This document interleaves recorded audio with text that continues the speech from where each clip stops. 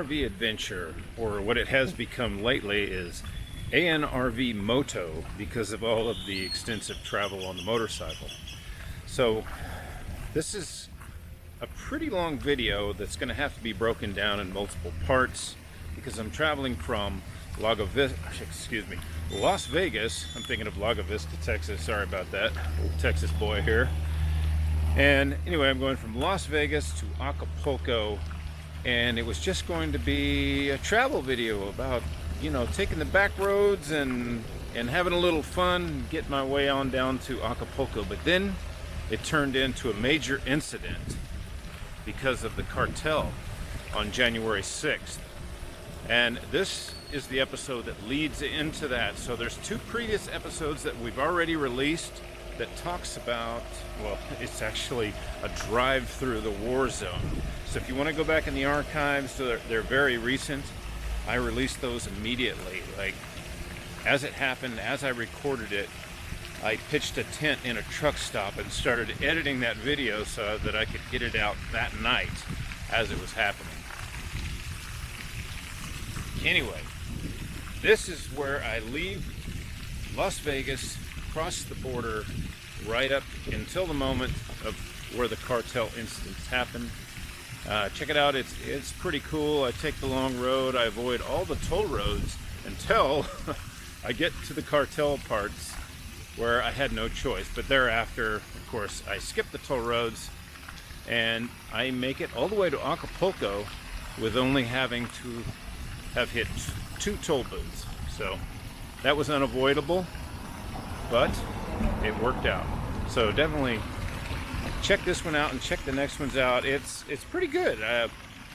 You know, not only did I have an adventure with the cartel situation, but then after that it got even crazier. So there's another episode that, well, I wouldn't say it got crazier, but my motorcycle broke in the middle of nowhere, and the kindness of strangers was definitely there. So I'll be sharing that one soon. I shared already kind of a small clip of it, but the full episode of that will be coming out. And yeah, you'll be able to, you know, step by step go through everything it takes to go from Las Vegas to Acapulco. And you know, I'll give you a lot of tips and stuff on what to expect and what to look out for, you know, just traveling in general. So I hope you enjoy. This is Danny once again, and we're heading out for another great adventure. So I left Mexico a couple of weeks ago to come down to Las Vegas to meet up with Jana so that we could have Christmas and New Year's together. Anyway, it was a long ass drive up here, and now it's an even longer drive back. I drove from Puerto Vallarta to Las Vegas, and now I'm heading back to Acapulco. So I'm on the road. It's almost dark. It's cold, not super cold, but as it gets darker, it will get much colder. I already know. So anyway, beginning of a great journey, and I hope you'll ready to join tonight. I'll make it through Lake Havasu and probably on to Quartzsite if it's not too cold. If it gets real cold, I'm probably just going to go ahead and camp in Havasu. Well, I'm out of Las Vegas and I'm almost to Searchlight, which is like 40 minutes or so away from Vegas. Anyway, I wanted to share this. Check this out. Doesn't look like much, does it?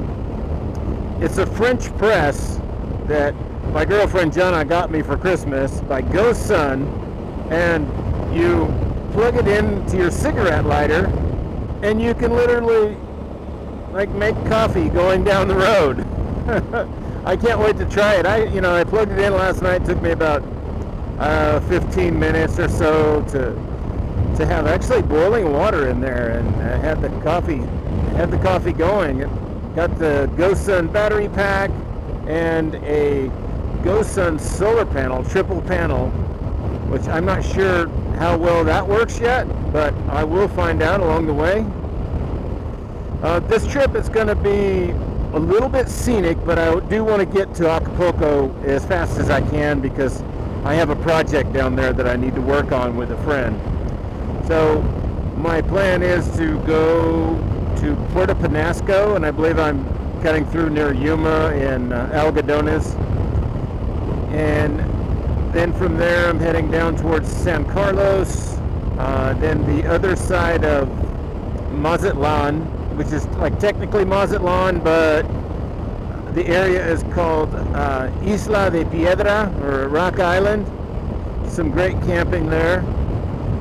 So those will be the places that I camp along the way. After Mazatlan, you know, my favorite stop is always at Arenas Blancas on the Michoacan coast.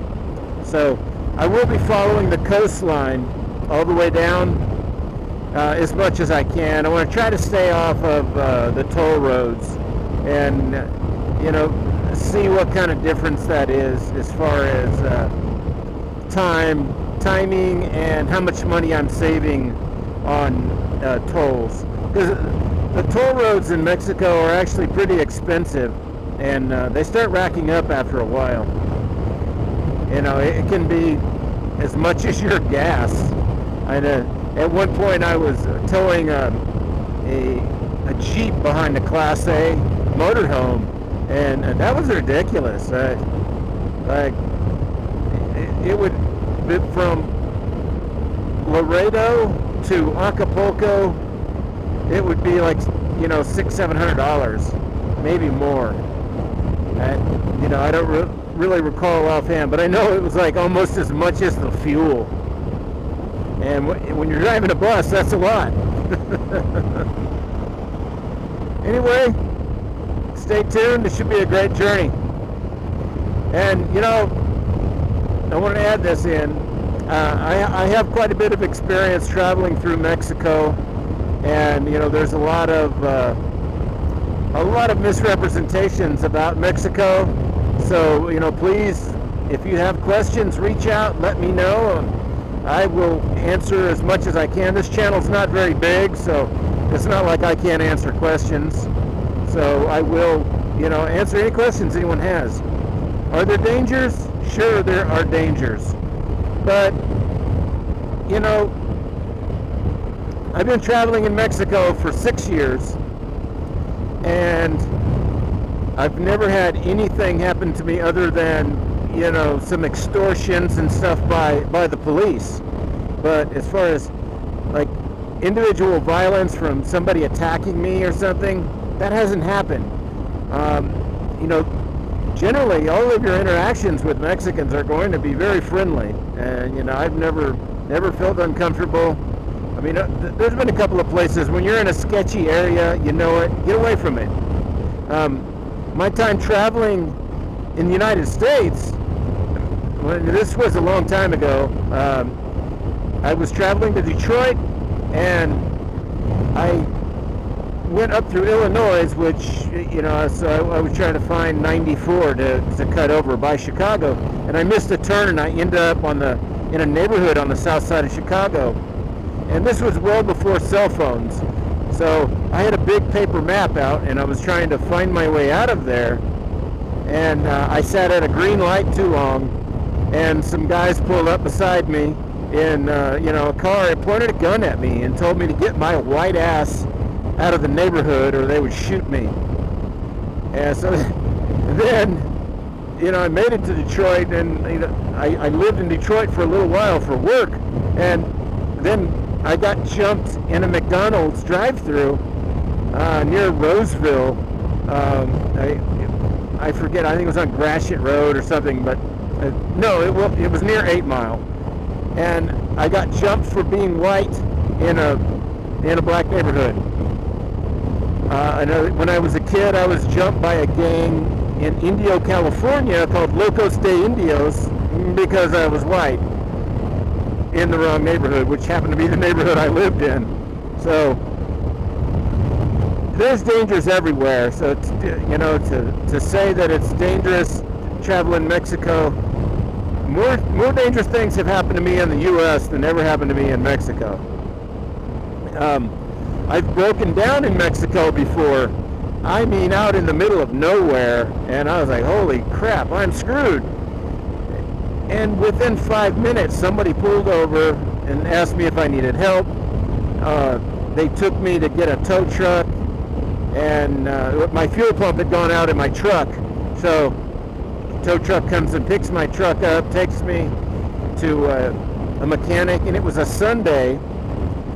There was no auto parts around, so the mechanic drove somewhere else, got me a new fuel pump, and had me going within about 3.5 hours or so.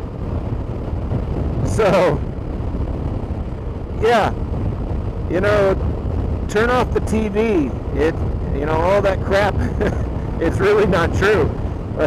You know, they joke in Mexico a lot too. You know, the expats and stuff will tell you, oh crap, Mexico put out a warning that you shouldn't travel to the U.S. because a bunch of people got shot again. And I don't think that Mexico actually puts those warnings out, but maybe they should. Take everything with a grain of salt and just be careful. I mean, whether you're in the U.S., whether you're in Mexico, no matter where you're at, just be careful. You know, always keep an eye out. If something looks sketchy, you know, get away from it. I mean, obviously I've heard about the roadblocks and stuff, and I've been through some of those. Usually it's like a toll road where the angry locals will actually take over the toll booth and make you pay. So they collect the money. They chase off the toll workers and they collect the money. But generally, it's like 50 pesos or something. So you're getting a major break on your toll. Although it is a little scary, but you know, nothing really ever happens. There are, does the cartel do things? Sure they do. I did meet one guy, when I was motorcycle camping on the coast of Michoacan.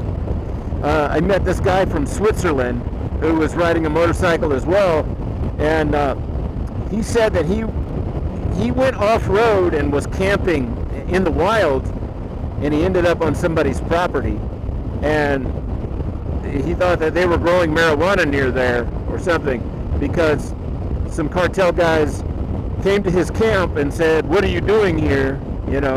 And they took all of his camera equipment from him, thinking that maybe he was filming. So he did not get hurt, and they didn't take his money or anything like that. They just took his film equipment. So there's that, But that can happen to you anywhere. Well, just beware. It's 3 a.m. and I made it to the Arizona-Mexico border in Lukeville. So I'm on my way to Puerto Penasco and then onward down to Acapulco. But so here's where I ended up. This is Lukeville, and the port of entry is closed until 6 a.m. So I've got another 3 hours to hang out. I guess I'm just gonna throw a sleeping bag down on the ground and get myself some rest. Anyway, nice and cold. It's not too bad. It's not as cold as Vegas. At least it's warmer down here. But it's looking pretty good, and I'm looking at the map here too. So once I get to Puerto Penasco or Rocky Point, whatever they call it, I'm going to follow the 3 on down the coastline and work my way over to San Carlos as my next stop. If I get far enough, I'll probably just keep going if I have enough time to get to Mazatlan. So crossing the border at 6 a.m. Wish me luck. Well, the border is open, so it's time to go. Yeah, it's a little after 6 a.m. and I'm going to head across this border. So this is interesting, and I'm not judging, I don't really care, but there's a bunch of school buses right here, right? And there's the border right back there. There's just tons of kids that are coming across the border, getting on the bus. It's pretty cool. Well, here comes the sun, doo-doo-doo-doo. Oh, man. I just love days Sonora like these. Desert.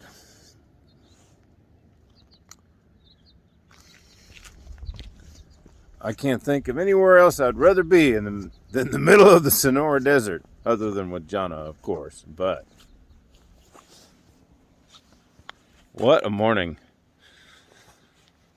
After sleeping in a parking lot at the border, this beautiful desert is something to see. Oh my God.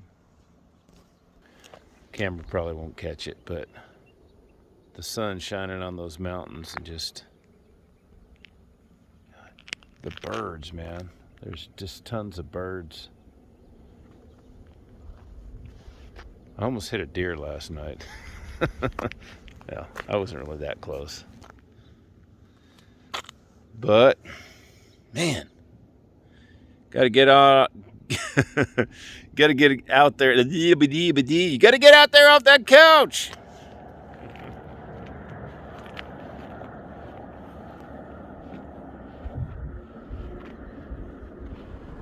46 minutes to Puerto Penasco. Yeehaw!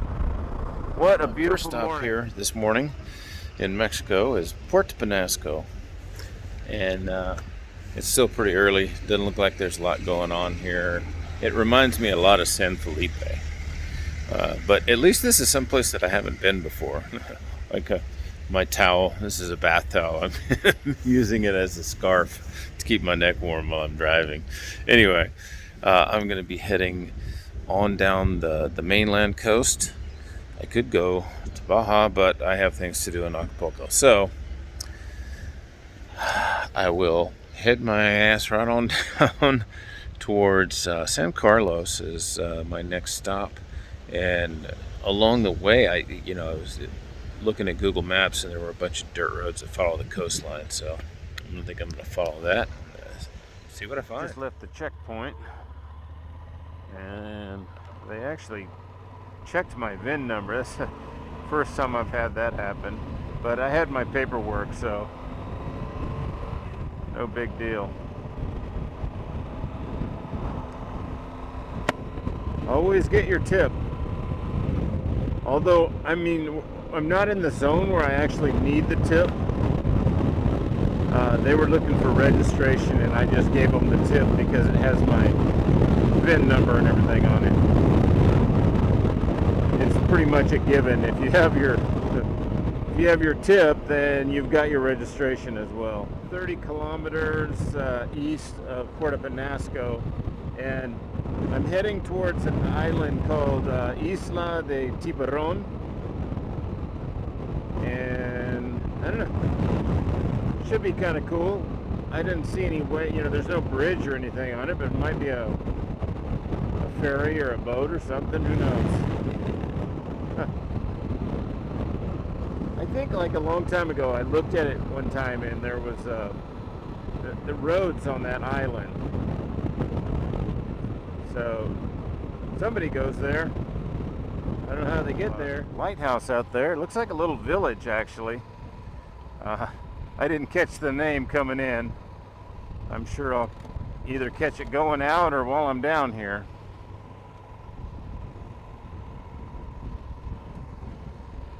But, lighthouse right on the ocean. Pretty desolate. Like there's not much of anything else around here.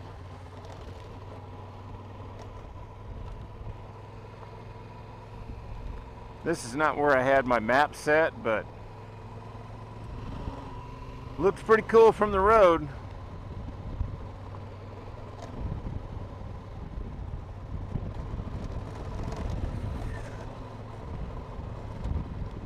Damn washboards. Whew. Wow. Not a bad road. I'm glad it's so compacted, being this close to the ocean. Oh my gosh.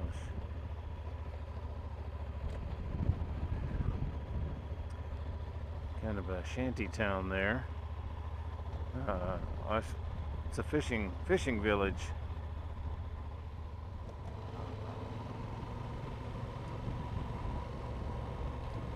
Well, looks like I might be able to drive right up to the lighthouse.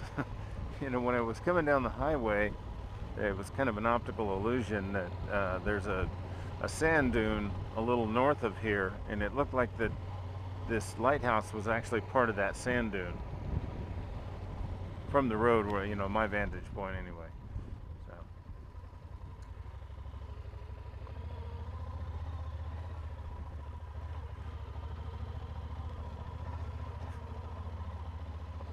So I did make it out to the lighthouse. There it is in the background. It's pretty tall.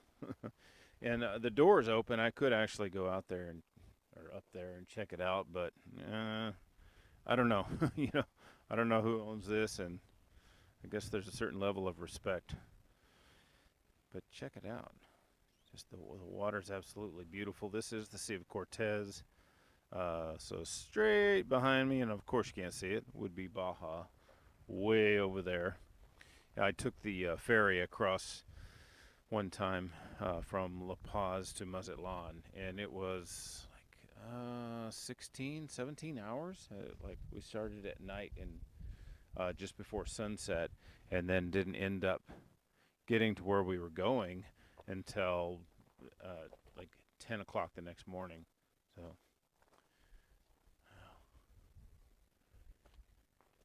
yeah, this is just a little fishing village. This would be pretty cool. I mean, I'm sure it's a long way off to, well, actually, there's another town, Porta something, that is back that way. And it's 30 kilometers, I think, from here. So that's not too far. I wonder if things are for sale around here. Oh, well. So sometimes what looks like it's really good on the map is not so great. So that's Isla de Tiburon, which is near Bahia Quino. And I found a place that I can camp,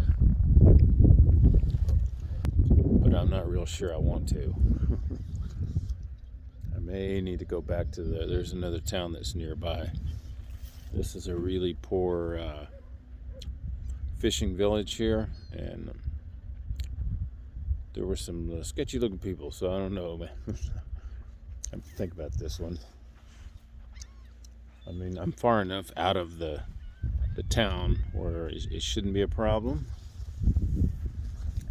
but you never can tell.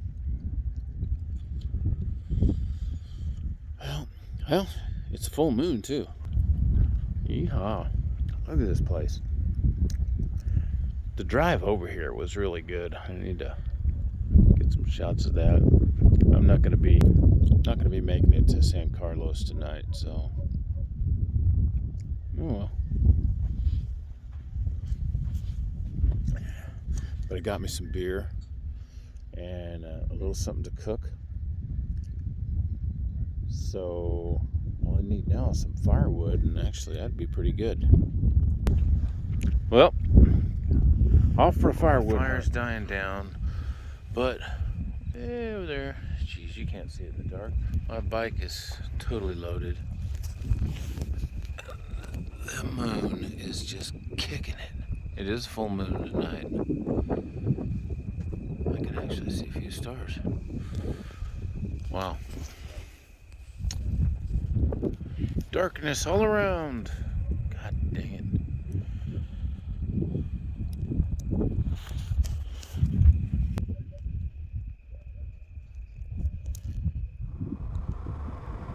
Another beautiful day. You know, today, I guess the plan is, this is my second day driving through Mexico, coming from Las Vegas, of course, and today I'm hoping to cover 1,000 kilometers from Bahia Quino, which is before San Carlos, and look it up on the map, and I hope to make it on the other side of Mazatlan to Stone Island or Isla Piedra, where the goats hang out. Anyway, if all goes well, I'll make it there. You know, so far, since I've been here in Mexico, I have not paid a toll. At least this time around. Normally I'm always taking toll roads and bitching and complaining about it. But the route that I took has just not taken me on the tolls yet.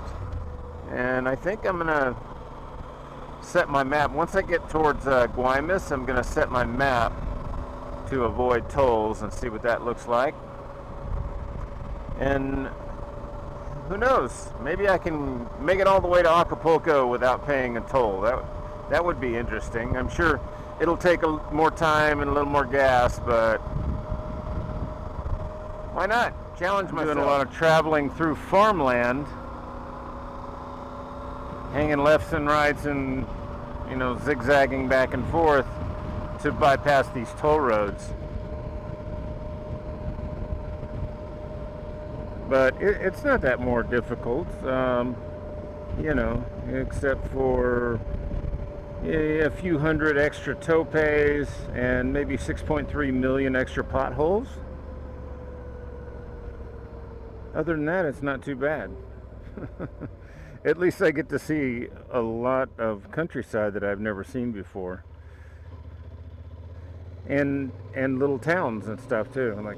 I'm going through hundreds of little little towns and villages and stuff that I just never knew existed because I never got off the beaten path of the toll road. And just another one of the hundreds of little towns along the way I'm being detoured through. I think this is called Huatabampo. I have no idea what it means.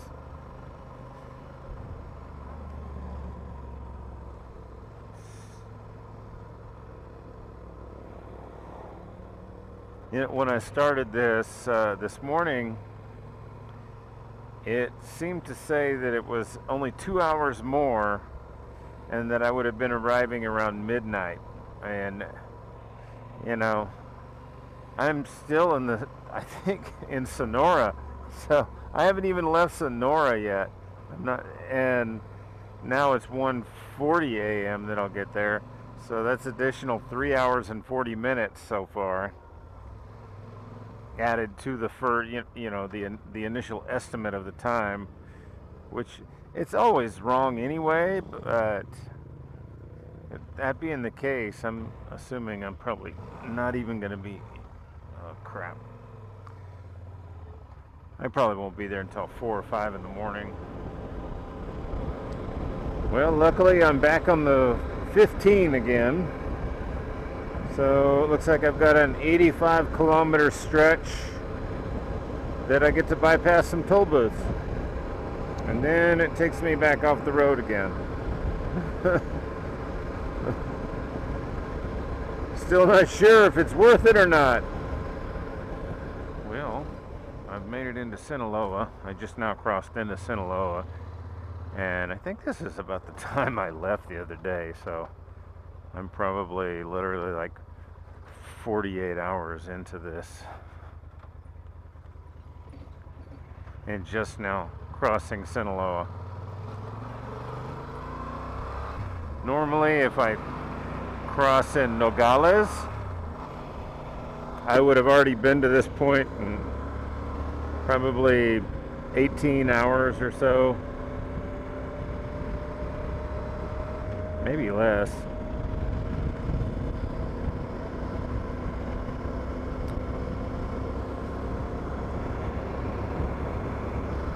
Yeah.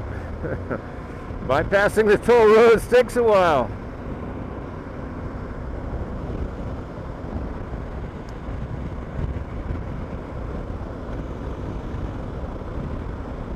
Starting to cool down a little bit, although, you know, the temperature here, it is January 6th, 7th, something like that. I don't know. I think it's the 6th, yeah. Oh boy, January 6th. Anyway, it's nice and cool, which is better than August when it's really, really hot. But also at the same time, I'm very glad to be away from Vegas with that cold. The weather was super cold there. I don't know what's going on here. Oh, just a fire. So here's some of those checkpoints. It's not really it.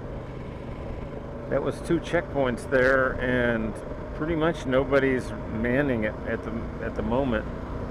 And I had heard, I know it was a week or 2 ago, they had the big thing that happened in Culiacan where the cartel had went and attacked some people over at avocado farms or something like that. And then apparently, more recently, the government, military, whatever, may have taken El Chapo's son, and I heard something, I don't know how true it is, that there was some kind of like war going on in Mazatlan right now between the military and the cartel. I just read it somewhere in some group. I don't know how true this is, but that's where I'm headed, so I guess I will find out about that. And I did notice earlier this morning when I was running the maps, it said that the road was closed somewhere. So I don't know if that's maybe from an accident or if it's this cartel thing or what. But it very well can be an accident. Sometimes the accidents are so bad here from the trucks. Truck drivers probably drive a lot of hours, and you see a lot of truck crashes. Those will close the road down for long periods of time. When I was going from Veracruz over to Acapulco a couple of months ago, the road was literally shut down for almost 3 days because of a wreck. Like a toll road literally just cut off, and you had to go around through some little mountain towns and stuff to get from Veracruz to Mexico City and Puebla. That's pretty bad when that happens.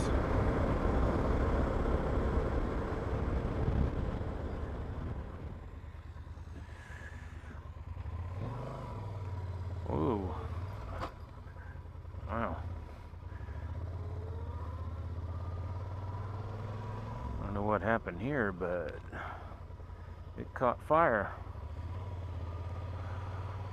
Damn. It wasn't long ago either. It's still smoldering. Whoo-wee! Not much left to that truck. I'm not sure what's going on. Not sure what's going on here, but there's another truck on fire. There's not even anybody here yet. Like it just happened.